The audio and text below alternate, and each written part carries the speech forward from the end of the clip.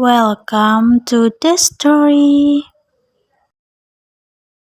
Kisah Abu Nawas tangkap maling, lari ke arah barat, pakai cegat dari arah timur. Abu Nawas mendengar ada seorang ahli astronomi atau ahli ilmu falak di Jazirah Arab yang tinggal di desanya. Ahli astronomi itu merasa kemampuannya sangat mumpuni dalam ilmu geografi. Berkat kemampuannya yang sangat tinggi inilah, masyarakat lebih tertarik mendengarkan pernyataan dari ahli astronomi tersebut. Bahkan masyarakat meninggalkan Abu Nawas yang dikenal suka omong kosong dan tidak memahami ilmu falak maupun geografi, dan lebih memilih mempercayai teori-teori dari ahli astronomi tersebut.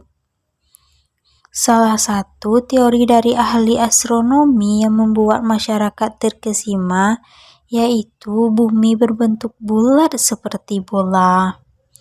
Ahli astronomi itu mengatakan andaikan manusia berjalan ke barat terus, maka tiba di tempat yang sama.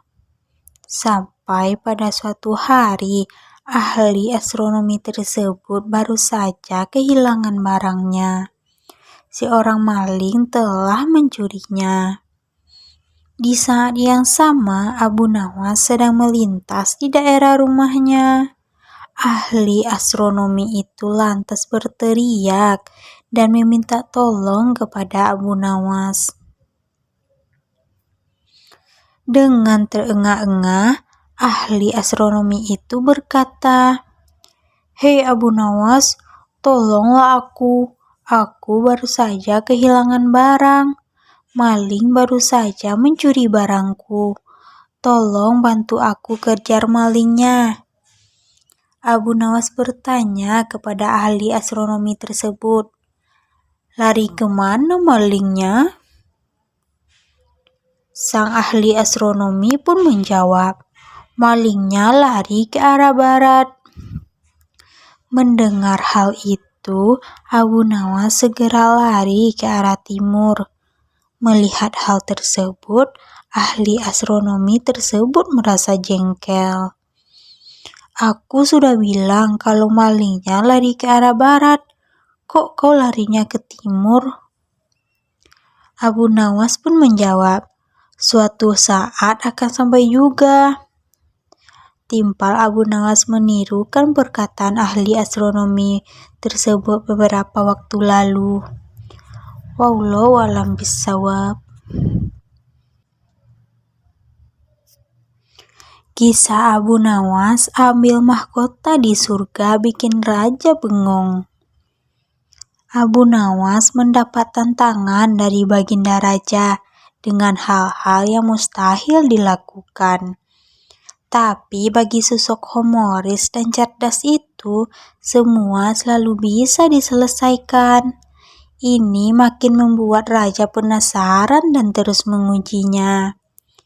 Ketika itu, setiba di istana, dari belusukan ke kampung-kampung, baginda raja tiba-tiba menginginkan mahkota dari surga.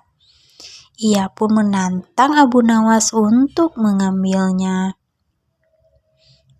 Tapi ada satu syarat untuk mengambil mahkota yang baginda maksud tersebut, ujar Abu Nawas kepada raja. "Apa syarat itu?" tanya raja.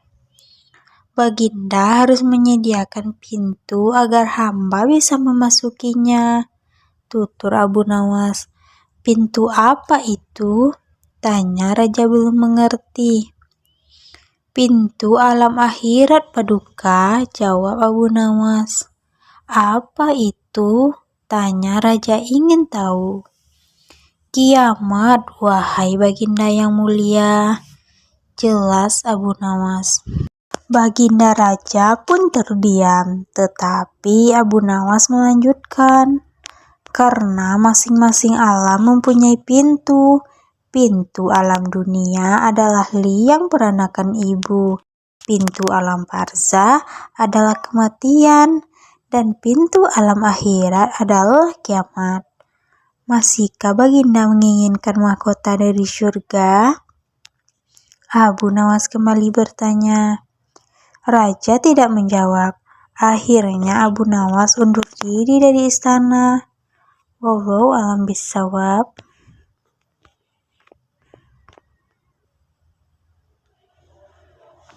Abu Nawas bikin takjub orang-orang setelah ungkap penyebab air laut rasanya asin. Abu Nawas membuat takjub orang-orang setelah mengungkap penyebab air laut memiliki rasa asin. Kisahnya bermula ketika suatu ketika beliau sedang merasakan suntuk dan ingin keluar istana untuk menghilangkan rasa jenuhnya. Dipanggillah Abu Nawas untuk menemani Baginda Raja berjalan-jalan. Singkat cerita, Abu Nawas dan Baginda Raja memulai perjalanannya. Ketika dalam perjalanan, Abu Nawas selalu bercerita yang membuat Baginda Raja terhibur. Ketika melintasi tepian pantai, mereka berdua berhenti sejenak untuk beristirahat. Baginda Raja lalu membasuh muka dan tangan dengan air laut. Langsung terbesit dalam benaknya akan sebuah pertanyaan. Hei Abu Nawas, menurutmu kenapa air laut itu asin? Tanya Baginda Raja. Karena air laut tidak mengalir kemana-mana Paduka, ia senantiasa di tempatnya. Nah, untuk mencegah agar air laut itu tidak busuk, para leluhur kita dulu memberinya garam. Itulah sebabnya air laut menjadi asin, jawab Abu Nawas. Mendengar penjelasan itu, Baginda Raja tertawa terpingkal-pingkal. Perjalanan mereka pun akhirnya dilanjutkan. Tidak beberapa lama dari kejauhan mereka berdua melihat sebuah benda berkilauan. Benda apa itu Abu Nawas? Ayo kita ke sana, ajak Baginda Raja. Abu Nawas bergegas melangkah mendahului Baginda Raja. Setelah benda itu diambil oleh Abu Nawas, ternyata hanya sebuah cermin. Abu Nawas pun segera membuangnya lagi. Melihat hal itu, Baginda Raja terkejut. Kenapa dibuang Abu Nawas? Memangnya itu benda apa? Tanya Baginda Raja. Benda yang sangat jelek Paduka. Wajar saja kalau si pemilik membuangnya, jawab Abu Nawas. Tapi benda itu terlihat berkilauan dari jauh, ujar Baginda Raja. Kalau Paduka tidak percaya, ambil saja sendiri, balas Abu Nawas. Dikarenakan penasaran, Baginda Raja segera memungut benda itu. Setelah diamati, ternyata itu hanyalah sebuah cermin. Baginda Raja lalu berkata, ini kan cermin Abu Nawas, kenapa kau bilang kalau benda ini sangat jelek? Tanya Baginda Raja. Coba perhatikan baik-baik. Pasti Paduka akan menemukan kejelekannya, ujar Abu Nawas. Baginda Raja kembali mengamati cermin tersebut. Disitulah Baginda Raja tidak menemukan kejelekan. Yang ada hanya wajahnya sendiri di dalam cermin.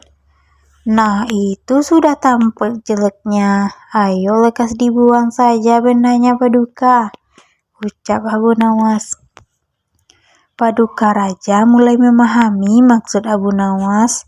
Kurang ajar kamu Abu Nawas, balasnya. Wallahu a'lam bishawab.